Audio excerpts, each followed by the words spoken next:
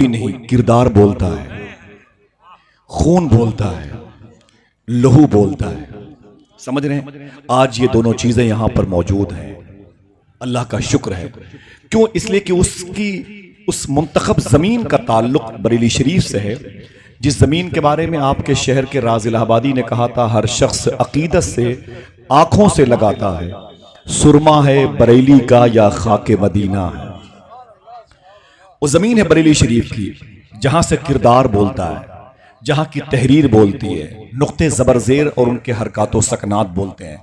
وہاں سے جن جن ذات مبارکہ کا تعلق ہوا ان کے دست بازو بولتے ہیں، ان کی آنکھیں، ان کی سماعتیں، ان کے ہونٹ بولتے ہیں. وہ حضور مفتی اعظم کی ایک ذات تھی. آپ میں سے کسی نے مفتی اعظم کو دیکھا ہے تو ہاتھوں کو اٹھا کے بتائیں. کسی نے بھی حضور مفتی اعظم کو دیکھا ہے؟ اللہ اکبر. ادھر بھی ماشاءاللہ. میں بتا دوں خدا کی قسم، ہم میں میاں آپ نے نہیں دیکھا اللہ سی صاحب نے، بزرگ بیٹھے ہوئے ہیں، یہ بیٹھے ہوئے، یہ دو لوگ بیٹھے ہوئے جنہوں نے حضور مفتی اعظم کو دیکھا ہے. ایسا کرتے ہیں نا، ابھی کو دیکھ لیتے ہیں، کیونکہ کچھ دنوں کے بعد یہ دیکھنے والی مبارک آنکھیں بھی نہیں ہوں گی. اللہ سلامت رکھے. حضور مفتی اعظم کون تھے؟ ممبئی کی زمین میں ایک مسجد سے نماز پڑھ کے نکلے نا تو ٹپوری لوگ وہ ہوٹل پہ بیٹھ کے فلموں کی باتیں کر رہے تھے، اور جیسے حضور مفتی اعظم کو دیکھا نا، چائے کی پیالی زمین پر پھینک دی. بولے یار یہ کون ہے جس کو دیکھ کر کے توبہ کرنے کا دل کہہ رہا ہے؟ جن کے بارے میں میرے آقا علامہ مشتاق احمد نظامی صاحب، جنہوں نے بھارت گنج کو اپنا گھر کہا، خدا قسم یہ زمین علامہ نظامی صاحب کے گھر کی زمین تھی. بتاتے تھے اقبال بھائی جب رہتے تھے، آج بھی دلوں میں رہتے ہیں، یاد ان کی آتی ہے. جب آتا ہوں میں کمیٹی کے ہر چہرے میں ان کو تلاشتا ہوں. اللہ اس مبارک مجلس کو برکتوں کے طور پر ان کی روح کو نظر فرمائے، اور میری کمیٹی کے وہ تمام تر لوگ جو اپنے گھر آنگن سے زیادہ اس دربار سے محبت کرتے ہیں، اللہ ان کو بھی بہتر صلہ عطا فرمائے. آمین کہہ دیں. میں جب دیکھتا تھا تو یہ دوست شکیل بھائی وغیرہ سب ساتھ میں رہتے تھے، آج سب ہوئے وہ نہیں ہے، اللہ کی مرضی ہے. وہ بولتے تھے کہ نظامی صاحب اسے اپنا گھر کہتے تھے. نظامی صاحب فرمایا کرتے تھے، میاں حضور اعلیٰ حضرت کو اعلیٰ حضرت بنایا مفتی اعظم نے، اعلیٰ حضرت کو اعلیٰ حضرت بنایا مفتی اعظم نے. لوگ کہتے تھے یار جب بیٹا ایسا ہے تو باپ ضرور اعلیٰ حضرت رہا ہوگا. کہ ان کا جملہ ہوتا تھا.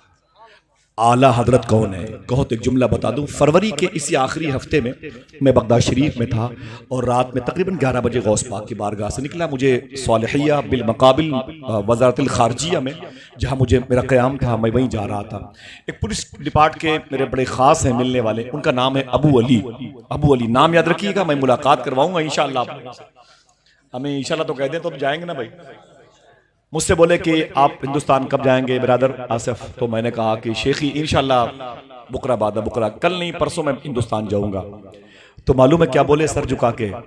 آپ یقین کریں دربار ہے شہنشاہ کا. میاں بولے کہ ہندوستان جانا تو وہاں ایک بزرگ کی مزار شریف ہے، میرا سلام بول دینا. ہاتھوں کو اٹھا کے بتا دوں ان کا نام کیا تھا جن کا نام لیا انہوں نے؟ میں غوث پاک کے خادم کی بات کر رہا ہوں.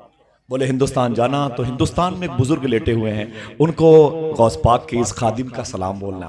میں نے کہا شیخی ان کا نام کیا ہے؟ بولے ان کو احمد رضا فاضل بریلوی کہتے ہیں.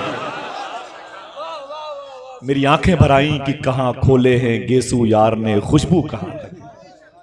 زندگی بھر اعلیٰ حضرت نے غوث اعظم کو نہیں چھوڑا، ٹھیک، اور پھر غوث اعظم نے بھی اپنے غلام احمد رضا کو نہیں چھوڑا.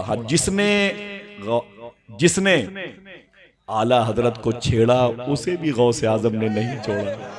حقیقت یہ ہے. تو ان کے دلوں پر مولا کائنات کی، حسنین کریمین کی، غوث اعظم کی محبت تھی. اسی شہر کا ایک ہیرا جو مولا کائنات کے خون کا وارث بن کے موجود ہے. چہرہ بھی تو سب سے نمایاں ہے، تو ظاہر سی بات ہے اس سے فیصلہ لگا لیں کہ گفتگو بھی سب سے نرالی ہوگی انشاءاللہ. تیار ہیں؟ جائیں گے تو نہیں؟ ہاتھوں کو اٹھا کے بتائیں. بیٹھیں گے انشاءاللہ. ایک شعر پڑھتا ہوں ان کے جد کریم مولا علی کی بارگاہ میں. کوئی اٹھ کے یہاں نہ آئے، بس بیٹھے بیٹھے کسی کا دل کہے تو کسی سے پوچھ کر کے بھول گیا ہو تو سبحان اللہ کہہ دے، اور کچھ کہنا نہیں. فراز دار پر بھی ذکر مولا ڈھونڈ لیتے ہیں. فراز دار پھانسی کا پھندا، فراز دار پر بھی ذکر مولا ڈھونڈ لیتے ہیں. जिन्हें जन्नत में जाना है वो रास्ता ढूंढ लेते हैं। यहाँ पे तो शेर पढ़ता हूं इन दोनों सरकारों की मौजूदगी में। फराजे दार पर भी जिक्र मौला ढूंढ लेते हैं, जिन्हें जन्नत में जाना है वो रास्ता ढूंढ लेते हैं। यजीदी पत्थरों में इत्तेफाकन हुर भी शामिल था, मगर जो जौहरी होते हैं हीरा ढूंढ लेते हैं। यजीदी पत्थरों में इत्तेफाकन हुर भी शामिल था, मगर जो जौहरी होते हैं हीरा ढूंढ लेते हैं। हमारी चश्म बीनी पर जमाना मोहवे हैरत है, बुखारी में भी हम मनकुन तो मौला ढूंढ लेते हैं। हमारी चश्म बीनी पर जमाना, ज़हमत हो तो हाथों को उठा के बोल दे या अली। सबके हाथ उठे हुए हो। नारे हैदरी, जोर से बोले नारे हैदरी। फराजेदार पर भी जिक्र मौला ढूंढ लेते हैं, जिन्हें जन्नत में जाना है वो रास्ता ढूंढ लेते हैं। यजीदी पत्थरों में इत्तेफाकन हुर भी शामिल था, मगर जो जौहरी होते हैं हीरा ढूंढ लेते हैं। हमारी चश्म बीनी पर जमाना मोहवे हैरत है, बुखारी में भी हम मनकुन तो मौला ढूंढ लेते हैं। और फिजा जैसी भी हो लेकिन अली के इश्क के तायर, अगर बहलोल होते हैं तो दाना ढूंढ लेते हैं। अगर बहलोल होते हैं तो दाना ढूंढ लेते हैं। नातों पर बड़ी पाकीज़ा फजा कायम हुई। बहुत बहुत शुक्रिया या रसूलुल्लाह। नातों पर जो फजा कायम हुई, जो लोग खड़े हैं वो उनका भी मैं एहतराम करता हूँ, जो बैठे हैं वो भी मेरे आंखों और सर का ताज है। नातों पर एक फजा कायम हुई, हंगामी फजा भी थी, जबकि नात एक मुअद्दब तरीके से सुनी जाती है, लेकिन किसी के इश्क पर किसी का जोर नहीं है। वो जब उबाल मारता है तो वो कैफियत पैदा हो जाती है। खुद सरकार मुफ्ती आज़म हिंद अपने घर में लेटे हुए थे और हुजूर रेहान मिल्लत आला हजरत के उर्स के मौके पर अफ्रीकी हॉस्टल के बगल में बरेली शरीफ में कलाम पढ़ रहे थे, और जब ये शेर पढ़ा कि उतर जाता है तेरा नक्श पा पत्थर के सीने पर, हमारा दिल भी तेरे नक्श पा का ही सवाली है।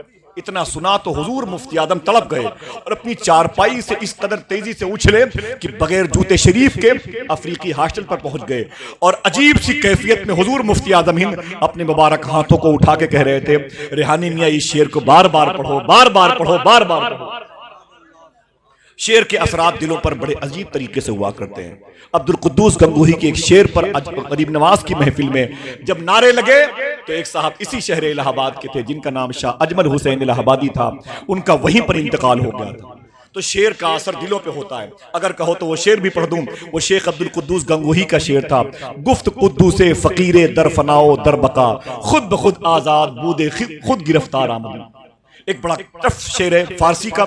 उनकी मज़ार पर यह शेर लिखा हुआ है, मज़ार का पता नोट कर लें। 4 यारी में अंदर जाएंगे, 20 फीट के फासले पर बाएं तरफ मज़ार शरीफ है। इलाहाबादी लिखा हुआ है, यह शेर लिखा हुआ है, गुफ्त कुद्दूसे फकीरे दर फनाओ दर बका, खुद ब खुद आज़ाद बूदे खुद गिरफ्तार आमद। तो शेर के असरात दिलों पर होते हैं। रक्स की कैफियत का कोई शौक नहीं रखता, ये मोहब्बतों का मामला है। अगर दिल पर किसी का बस नहीं चलता तो वो उछाल मारता है, वो उबाल मारता है। आइए दोस्तों उसी कैफियत के दायरे में फिर चले जाएं जहां आप हैं, आपके हुजूर हों, हुजूर की औलादें हों, हुजूर के कबीले के लोग हों, हुजूर के पाकीज़ा आल औलाद के नमूने मौजूद हों। वहीं पर हुजूर के खानदान के एक शहजादा शहजादे मौलाए कायनात हुजूर शाह सैयद मुकीमुर रहमान शाह साहब क़िबला की एक तरफ मसनदे नूर सजी हुई हो, और फिर वो बैठ के अपने जद्द करीम की बारगाह में जिक्र मुस्तफ़ा, वजूद मुस्तफ़ा, सीरत मुस्तफ़ा के पाकीज़ा वरक उलटते हों और हम सब मुस्कुराते हों। नारों से इस्तकबाल कर लें। नारा आप लगाएंगे कि हम लगाएंगे? एक लगाएं, एक नारा लगा दें आप। हाथों को उठा के जवाब दीजिए। बहुत बहुत शुक्रिया आपका, जीते रहिए माशाल्लाह। बहुत बहुत शुक्रिया। सोचता हूं कि मदीना कोई ले जाए मुझे, और आवाज गुनाहों से दबी जाती है। बहुत बहुत शुक्रिया। मैं गुजारिश कर रहा हूं कोई भी बिखरे ना, कोई टूटे ना, कोई यहां से जाए ना। जब जाए तो गौस पाक के खानदान के इस शहजादे से तबरुक लेकर के जाए। कहां जाएंगे दोस्तों? इसके बाद की दुनिया खत्म है, कब्रस्तान की जमीनें हमारा इंतजार कर रही हैं।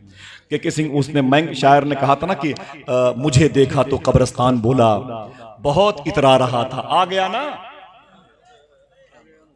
मुझे देखा तो कब्रस्तान बोला, बहुत इतरा रहा था, आ गया ना। दोस्तों कहां जाओगे? हुजूर की मजलिस से बेहतर कोई जगह नहीं है। बैठे वो चाय खाने 1 घंटे के बाद आबाद किए जाएंगे। पहले दिल को आबाद करो, जिसकी वजह से कब्र में रोशनी आने वाली है।